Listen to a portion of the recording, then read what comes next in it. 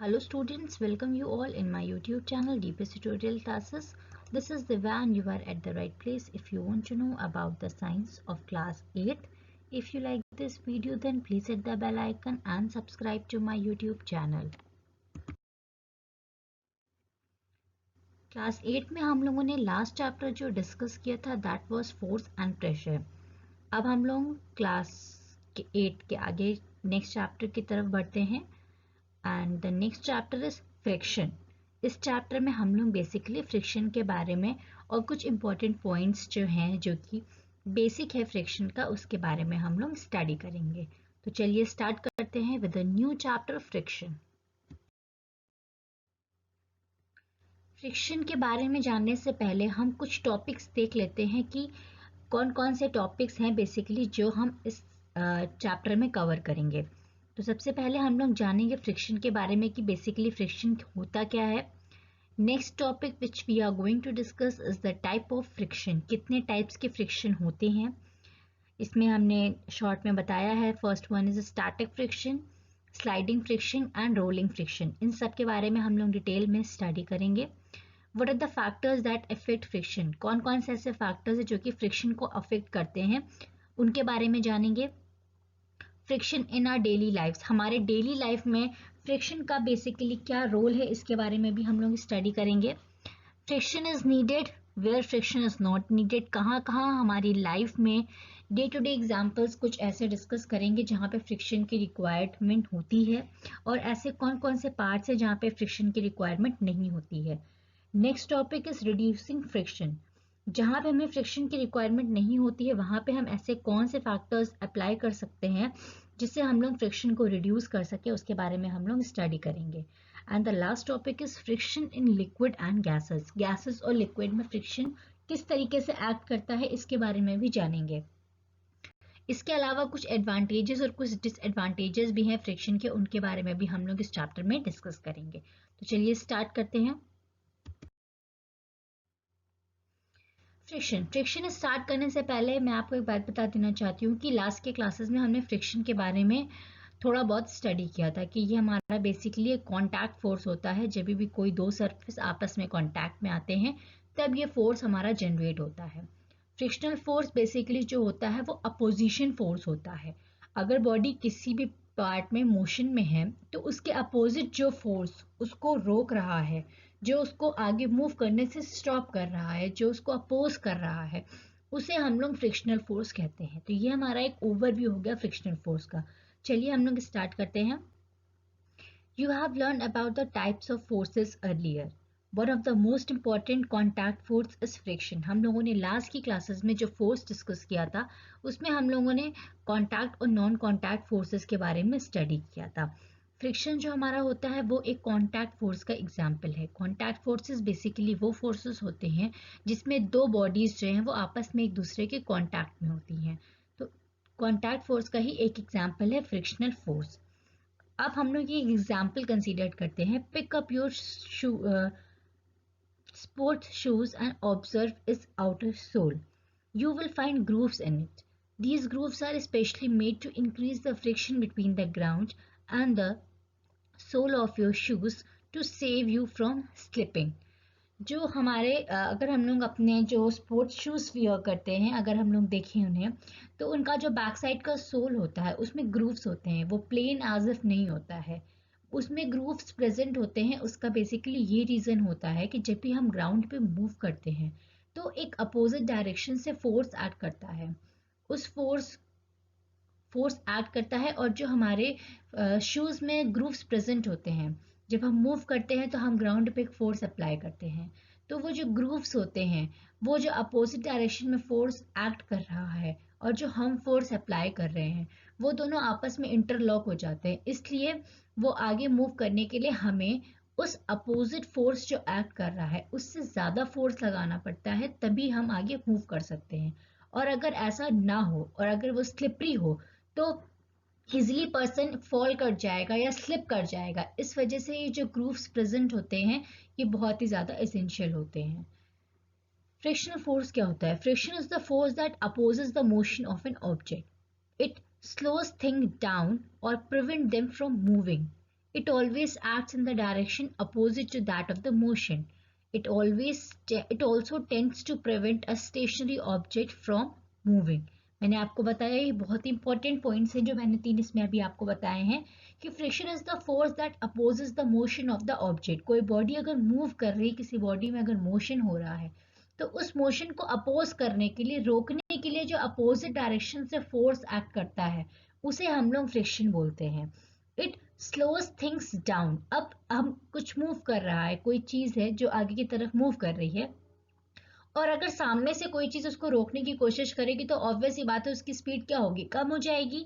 तो ये जो चीज मूव कर रही है उसकी स्पीड को एक तरह से स्लो डाउन कर देता है या उसको आगे मूव करने से रोकता है. It prevent them from moving. It always acts in the opposite direction of that of the motion.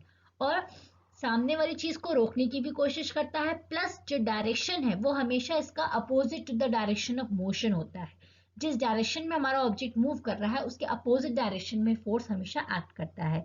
It also tends to prevent a stationary object from moving. अगर कोई ऑब्जेक्ट स्टेशनरी पे है, रुका हुआ है, तो वो वहां पे भी उसको प्रिवेंट करता है कि ये ऑब्जेक्ट मूव ना करे. कब तक मूव नहीं करेगा? जब तक कोई एक्सटर्नल फोर्स ज्यादा मैग्नीट्यूड का उसके ऊपर अप्लाई नहीं होगा. जब जो फ्रिक्शनल फोर्स एक्ट कर रहा है उससे ज्यादा फोर्स उस पर अप्लाई किया जाएगा तभी वो ऑब्जेक्ट अपनी पोजीशन से मूव कर पाएगा. तो ये हमारा हो गया बेसिकली फ्रिक्शन के बारे में. तो फ्रिक्शन के बारे में 2-3 इंपॉर्टेंट पॉइंट्स ये हैं कि ये अपोजिट फोर्स लगता है, जिस डायरेक्शन में भी मोशन हो रहा है उसके अपोजिट डायरेक्शन पे एक्ट करता है. किसी बॉडी को अगर मूव कराना है तो इस फोर्स से ज्यादा फोर्स अप्लाई करना होगा तभी वो बॉडी मूव करेगी, अदरवाइज वो अपनी स्टेशनरी पोजीशन पे रहेगी. और ये हमेशा अपोजिट डायरेक्शन में एक्ट करता है, जिस डायरेक्शन में मोशन हो रहा है उसके अपोजिट डायरेक्शन में. Friction is a type of force that arises when the two objects come into contact with each other. वही चीज है मैंने आपको भी बताया ही है कि फ्रिक्शनल फोर्स जो होता है वो कांटेक्ट फोर्स होता है. तो जब कांटेक्ट फोर्स होता है तो ऑब्वियस ही बात है कि ये फोर्स तभी अप्लाई होगा जब कोई भी दो ऑब्जेक्ट्स आपस में एक दूसरे के कांटेक्ट में आएंगे. All objects have surface which are not even. There are grooves in the surface which can be seen under microscopes. Her object जो होता है वो इवन नहीं होता है. इवन होने का मतलब ये है कि बिल्कुल एज इफ स्मूथ नहीं होता है, उसमें कुछ ना कुछ ग्रूव्स जरूर प्रेजेंट होते हैं. और जो ये ग्रूव्स प्रेजेंट होते हैं ये क्या करते हैं, आपस में इंटरलॉक कर देते हैं और जो मोशन होता है उसको आगे मूव करने के लिए डिफिकल्टी प्रोवाइड करते हैं. अब ऑब्वियस सी बात है, आप लोग एग्जांपल कंसीडर करो कि अगर हम लोग किसी स्टेयर्स पे मूव कर रहे हैं और किसी प्लेन सरफेस पे मूव कर रहे हैं, हमने बॉल अगर किसी प्लेन सरफेस से मूव करे तो उसको मूव करना आसान होगा इन कंपैरिजन टू जिसमें हमारे, जहाँ पे हमारे रास्ता अगर सपोज थोड़ा अप्स एंड डाउन है उस रास्ते में, तो वहां पे उसको मूव करने में दिक्कत होगी. मींस क्या हुआ कि अगर कोई स्मूथ सरफेस है तो उस पर फ्रिक्शनल फोर्स हमारा होगा बहुत कम होगा क्योंकि ऑब्जेक्ट उस पर इजिली मूव कर जाएगा. जो अपोजिट डायरेक्शन से फोर्स एक्ट कर रहा है वो बहुत कम होगा.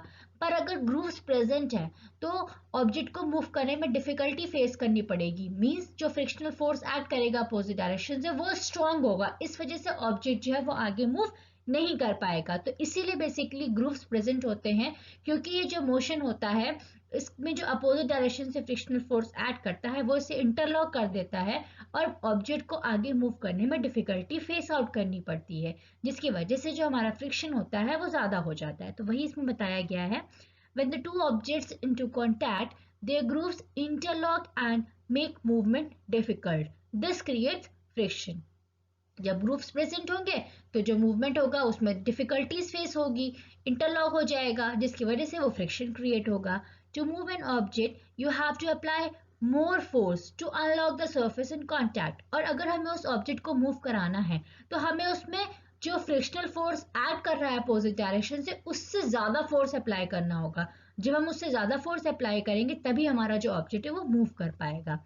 This force is opposite to friction and it is used to measure the magnitude of friction. ये फोर्स जो होता है ये अपोजिट होता है फ्रिक्शनल फोर्स के.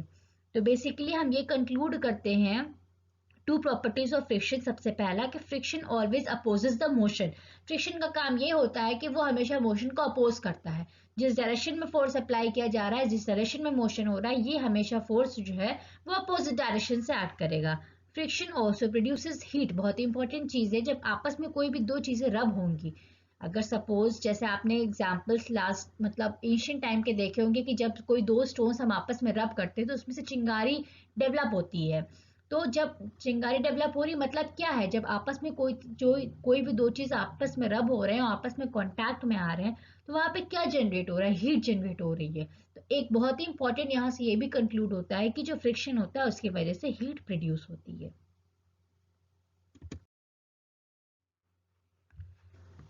अब नेक्स्ट हमारा जो इम्पोर्टेंट टॉपिक आता है that is types of friction. तो बेसिकली हमारे 3 टाइप्स ऑफ फ्रिक्शन होते हैं। सबसे पहला हमारा होता है स्टैटिक फ्रिक्शन। स्टैटिक फ्रिक्शन में ये होता है कि static friction, static as a word suggest कर रहा है कि कोई भी मूवमेंट नहीं हो रहा है, स्टैटिक है, अपने प्लेस पे बिल्कुल कांस्टेंट है। तो जब अपने प्लेस पे कांस्टेंट होता है तो एक अपोजिट डायरेक्शन से फोर्स तो एक्ट कर ही रहा है, फ्रिक्शनल फोर्स, और बॉडी भी कुछ फोर्स एक्ट कर रही है। तो जब स्टैटिक फ्रिक्शन होता है मींस बॉडी का मूवमेंट नहीं हो रहा है, वहां पे कोई भी मोशन नहीं हो रहा है, जो अपोजिट डायरेक्शन पे फोर्स एक्ट कर रहा है और जब हम ऑब्जेक्ट पे फोर्स अप्लाई कर रहे हैं वो दोनों इक्वल और अपोजिट है, जिसकी वजह से वो आपस में इंटरलॉक होते हैं और स्टैटिक रहते हैं और वहां पे स्टैटिक फ्रिक्शन डेवलप हो जाता है। नेक्स्ट आता है स्लाइडिंग फ्रिक्शन। स्लाइडिंग फ्रिक्शन वो फ्रिक्शन होता है कि जो अपोजिट डायरेक्शन से फोर्स एक्ट कर रहा है उससे ज्यादा फोर्स हम ऑब्जेक्ट पे अप्लाई कर रहे हैं तो वो हमारा मूव करने लगता है, इसलिए वो हमारा स्लाइडिंग फ्रिक्शन आ जाता है। Third one is rolling friction. Rolling friction पे कोई भी ऑब्जेक्ट हमारा सर्कुलर पाथ पे रोल करता है तो ऑब्वियस सी बात है उसका सरफेस से कांटेक्ट जो होता है वो कम होता है। जब सरफेस से कांटेक्ट कम होगा तो फ्रिक्शनल फोर्स जो अपोजिट डायरेक्शन से एक्ट कर रहा है वो भी हमारा कम होगा, इसलिए जो रोलिंग फ्रिक्शन होता है उसमें ऑब्जेक्ट को ज्यादा हम स्पीड से मूव करा सकते हैं। तो ये हमारा तीनों जिस्ट हो गया टाइप्स ऑफ फ्रिक्शन का। अब हम लोग एक एक स्टडी कर लेते हैं। First one is a static friction. Static friction is the frictional force that exists between the two bodies so long as they are relatively at rest, even though an external force is acting upon them. हम कुछ force apply कर रहे हैं फिर भी जो हमारा object है वो अपनी पोजीशन पे एज इट इज रेस्ट पे है। इसका ये मतलब हुआ कि जो अपोजिट डायरेक्शन से फ्रिक्शनल फोर्स ऐड कर रहा है हम उतना ज्यादा फोर्स नहीं अप्लाई कर रहे हैं। जब हम उस फ्रिक्शनल फोर्स से ज्यादा फोर्स अप्लाई करेंगे तभी ऑब्जेक्ट हमारा मूव करेगा, अदरवाइज वो अपनी स्टैटिक पोजीशन पे रेस्ट पोजीशन पे कंटिन्यू रहेगा और इसी को हम लोग कहते हैं स्टैटिक फ्रिक्शन। स्टैटिक फ्रिक्शन में कोई भी मोशन नहीं होता है। It is the type of friction that does not allow an object kept on a surface to move. मैंने आपको यही बताया अभी। For example try to move a heavy box, are you able to move? No. If you apply more force with the help of a other, it will move. The frictional force between the box and the floor is a static friction. तो static friction से ये conclude होता है कि जब भी कोई भी दो ऑब्जेक्ट्स आपस में कांटेक्ट में है और उसमें कोई भी मोशन नहीं हो रहा है, क्यों? क्योंकि जो फ्रिक्शनल फोर्स अपोजिट डायरेक्शन से एक्ट कर रहा है वो ज्यादा है किसके कंपैरिजन में? टू द फोर्स जो हम उस ऑब्जेक्ट पे अप्लाई कर रहे हैं। तो ये हमारा हो जाता है static friction. The next one is sliding friction. The force of friction acting between the two bodies when they slides on one another with a uniform speed is called as a sliding friction. इसमें बस वही हो जाता है कि जो opposite direction से frictional force act कर रहा है हम उससे ज्यादा फोर्स अब अप्लाई कर रहे हैं, जिसकी वजह से हमारी जो ऑब्जेक्ट है, हमारी जो बॉडी है वो अपने पोजीशन से मूव करने लगती है और आगे बढ़ जाती है। तो ये हमारा हो गया sliding friction. When an object starts sliding, the contact point on its surface do not get enough time to lock into the contact point on the floor. So the sliding friction is slightly smaller than the static friction. Sliding friction जो होता है वो हमारा smaller होता है static friction से। तो ये हमारा हो गया sliding friction. And the last one is rolling friction. The force of friction that exists between the two surfaces when the body roll over another body is called as a rolling friction। मैंने आपको बताया ये rolling reduces friction. Rolling reduces friction कर देता है क्योंकि इसमें जो एरिया है जो ग्राउंड सरफेस से कांटेक्ट में है वो बहुत कम है, जिसकी वजह से इसमें कम फ्रिक्शनल फोर्स ऐड करता है और जो बॉडी है वो हमारी इजीली रोल आउट कर जाती है. This is why it is easy to move a heavy box when it is fitted with the wheel. We will need to apply a lot of force if it is without the wheels. और अगर जो wheels होते हैं उनको move करने में easy होता है, अगर वो उसमें व्हील्स ना हो, ज़्यादा सरफेस कॉन्टैक्ट में हो तो ज़्यादा इंटरलॉकिंग होगी, जिसकी वजह से जो फ्रिक्शनल फोर्स अपोजिट डायरेक्शन से एक्ट करेगा वो हमारा ज़्यादा होगा. तो रोलिंग फ्रिक्शन में बॉडी को मूव कराना ज़्यादा ईजी होता है. तो ये हमारे हो गए 3 टाइप्स ऑफ फ्रिक्शन. स्टैटिक, जिसमें बॉडी हमारी स्टैटिक पोजिशन पे रहती है, रेस्ट पोजिशन पे रहती है. स्लाइडिंग, जिसमें बॉडी हमारी मूव करती है.